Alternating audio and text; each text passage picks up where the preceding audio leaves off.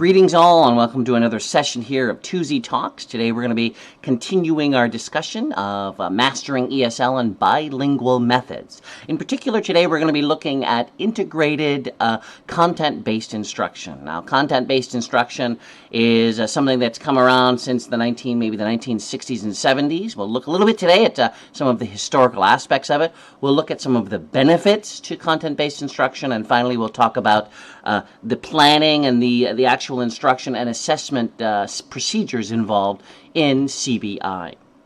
Now, content-based instruction is simply teaching content while at the same time teaching language.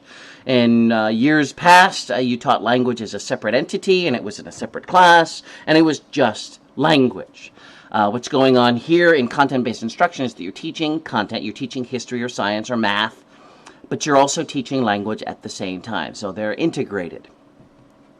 Now, there are some people, although I'll be honest, I've not heard this, that it's not possible to teach higher order items or higher order thinking skills or complex content without first learning the language. Not necessarily the case. You can teach content provided that you scale language down or that you pre-teach those necessary items so that students can follow along. So I've never heard of this myth. Didn't know that it existed prior to reading the text. I don't believe it's true, and of course neither do the authors. That you can teach content even though you don't necessarily have higher language skills. Obviously it's going to be easier if you have higher language skills, but it's certainly not impossible, and certainly not, there's not a logic problem. There's not an understanding problem. It's just, you're just missing some of the components in language. Let's move on here, look at a little bit of the history of it. It did come a lot from immersion. It was used overseas for a long time. It was also used in business. There are places overseas where they teach certain specialized content, English for specific purposes, and they teach the content, and at the same time they're also teaching the language that's necessary for that content to go on. So it's been done for a while. It's been done more so overseas than here in the U.S., but it has been done, and so now it's being brought here under the auspices of content-based instruction or sheltered approach to learning language, and there are definitely some benefits to it. One of the benefits, of course, is that students are going to be learning content while they're learning their language. And so they're learning both at the same time. There, it means that they're going to be able to be in a class where where native speakers are learning language, and at the same time they're going to be able to learn the content. So you've got native speakers who aren't learning language but learning content, but the non-native speakers can learn both at the same time. It's definitely an advantage to them. They'll see that this is useful to them as they go along. It's also going to assist in helping these second language learners meet the core standards of the school that they're in, whether it's K through 8 or K through 12. Public schools now have core standards that you're required to meet, and this type of process of teaching content is going to help them keep that pace. It's also going to enhance social participation. Because you're teaching content while you're teaching language, this will mean that when students are in all content courses, or whether they're in a bilingual program, they can participate because they know what the content is that's going along. It's also going to promote negotiation. Another linguistics term regarding negotiation of ideas and working back and forth with people to try to understand what's going on. That's going to happen. It's also going to help and provide support for the understanding of Vygotsky's zone of proximal development. When I'm alone, I'm not going to learn as much. When I have the support of others around me, that scaffolding, I'm going to have better learning opportunities. And so with CBI, you're going to be learning content and language at the same time, and so those who are learning all these things are going to be able to help each other out as they go along through that learning process. Lastly, it's going to strengthen academic and social and linguistic skills all at the same time. You're not separating just language out. I'm certain that you've seen those movies where everybody's learning, just language all at the same time. They're just learning Latin, or they're just learning Spanish, or whatever it is that they're learning, and it's boring to them. They don't see any benefit to it. Here, they're learning language and academics at the same time. They're seeing a benefit out of it because they're learning the academics as well. So there's a big plus for them. And for bilingual learners living in a country whose primary language isn't their first, it's definitely a big plus. All right, implementing content-based instruction. One of the things that you would probably want to do, and I would recommend that you do, although it's not exclusive to content-based instruction, and that's to use a variety of media. Use audio, visual, text, use different types of materials and opportunities, because you're going to give them more opportunities to try to understand what's going on and learn more efficiently. You should try to work to develop thinking skills. Again, that's part of CBI, content-based instruction. It's also part of just your standard learning in the public school. You're trying to develop critical thinking skills. And you'll be doing that in the research, or you'll be doing that in in literature or other types of social type of courses. You want to develop critical thinking skills. You also want to try to make this student-centered. The reason why you want to make it student-centered is because that way the students are going to be able to interact and participate, and they will have more interest in learning language because they're being forced to, or they're being required to be involved in the language learning process. Always better to do that. Lectures don't work in this type of environment. You're going to be teaching content, but for the most part, you're going to want your students to be involved in that learning process so that they're going to be learning and taking advantage of using language as they do. All right, lastly, you want to set the planning, the instruction, and the assessment of your content-based instruction prior to actually beginning and developing, running into the process. Now, planning, you might want to select a theme.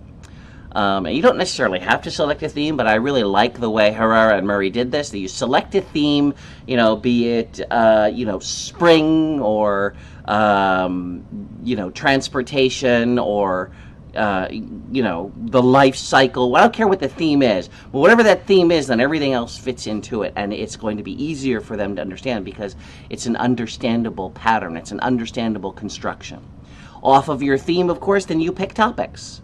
Topics that are relevant to that particular theme. Now, I remember a lady who did an entire year on the theme of fly. That was the theme for the year, fly. And they went into mechanics, and they went into insects, and they went into, imagining, and they went into all these different areas that they could go into with this one word, fly. They chose a lot of different topics related to it. So it was a great thing to choose. Off of this now, off of your topics now, you begin to look at, okay, what are the language requirements? What are the content objectives? Again, we're going back to flying. We say, okay, let's talk about the Wright brothers and how they were the first humans to fly and what they did, converting from a bicycle to a plane, and the things that they learned as they were going through there. Okay, what are the language components that I need? What are the syntax components that I'm going to need? I can look into those and pre-prep those. Get those in mind so that I can gather that information as I'm trying to gather and or build materials. And of course, lastly, you may want to arrange a classroom environment. You can do this, whatever is going to be motivational to your students. I doubt they're going to want to be in rows, but you can set up stations, learning stations. You can set up, circles or whatever is going to be beneficial so that your students are going to continue learning throughout this series. All right, within the instruction phase, you want to pre-teach vocabulary. This is very important for second language learners. Before you actually get into whatever the topic is, again, maybe we're talking about flying, the Wright brothers and their coming to flight and the process that's involved there. You're going to need to pre-teach the vocabulary that they probably don't know, so that when they get involved in the reading or the discussing or the writing, they're going to be able to understand what's going on and be able to use this new vocabulary, at least that's new to them. And try to build background information. And building background information is merely trying to activate the background information they have and using it to help them understand what's going on. There's a great scene in The Color Purple where the one young lady is trying to teach the other girl how to read. And they're both standing on a swing, and the one girl reads the word systematic, and she says, well, what does systematic mean? And the other girl's like, well, systematic is where you have this process. Like when you go to hang laundry, and you hang up the sheets first, so that you can, in between, you can put And the other girl says, yeah, you can put the socks in between. Says, yeah, that's right. That's systematic. For the next 8 or 10 months, Oliver was the victim of a systematic. What's systematic mean? It'd be kind of like when you have a way of doing stuff and you do it the same every time. Kind of like how we hang the sheets, and we hang them first so we can put the socks in the crack. It's a great scene to show how you're using background information. The one girl knew how to read. The other girl was trying to help her use her background information to understand this new word, this concept. Next step here is to facilitate collaborative learning. And again, there's nothing wrong with competitive learning. In collaborative learning, you have more camaraderie, you have more opportunity for one to be able to willing and want to teach the other. That's a good thing. I tend to try to combine them. You have teams, teams of 4 or 5, and within the teams there's collaboration, but there's also competition between the teams so as to encourage people to do better. Next thing here is to use authentic materials. This goes without saying, regardless of what type of method or approach that you're going to be using. Here we're talking about content-based instruction, but regardless, you should be using authentic materials. Authentic content that's actually best if it's pulled right out of the native speaker environment. Authentic materials are always going to be better, usually going to be better than something that's pre-made. So try to pull something that's already out there. Encourage cognitive activities. Encourage your students to think about what's going on. A part of this, at least from my experience, is because of the fact that some cultures do not encourage critical thinking. They encourage complicity. You comply. You do what your teacher says. And so their philosophy of learning is to not necessarily think, just to soak in what someone says and to spit it back out. In the U.S. anyway, we want to try to create independent learners and have some cognitive activities to make them think about what's going on. Use any motivational sense. In other words, use anything that's going to encourage them, be it dancing or clapping or a movie, anything that's going to involve their senses and is going to be encouraging and motivating to them. Not everyone is going to be the same. Some people will enjoy their creativity. Others will enjoy doing nothing. You've got to find whatever is going to be motivational to them and use that as part of your instruction. After you're done, I take that back. During the instruction process, you're going to want to assess what your students are learning. Is this activity helping? Are they learning new things? Are they enjoying it? Are they involved? And there are 2 types of assessments that you can do along the way. One is a formative assessment, and that's where you're simply going along the way and you're asking questions and you're trying to observe to see whether the students are actually learning these words and whether they're enjoying themselves, whether their academic affective filter is down. You may be giving them little spot quizzes. You're asking them a particular question to see whether they understand something. All those are formative types of assessments, where as you're going through the process, you're kind of getting a little feel for what's going on, and you're trying to figure out, okay, are they grasping this? Is this activity doing well? Can I move on? Can I use it again? Does it need to be revised? This type of assessment that you're doing as you go along.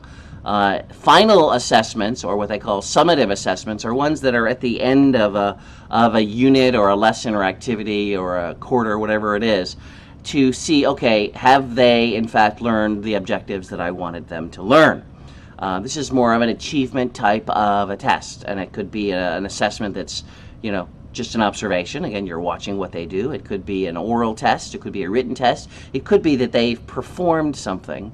Whether it's written or it's a speech or it's a play, and it's some type of assessment to verify, yes, they have completed the objectives that this activity, this content-based instruction lesson has planned out for them. So there's 2 different types of assessments. They're used everywhere. I don't know why they're necessarily brought out here in content-based instruction. You're going to use those everywhere that you go.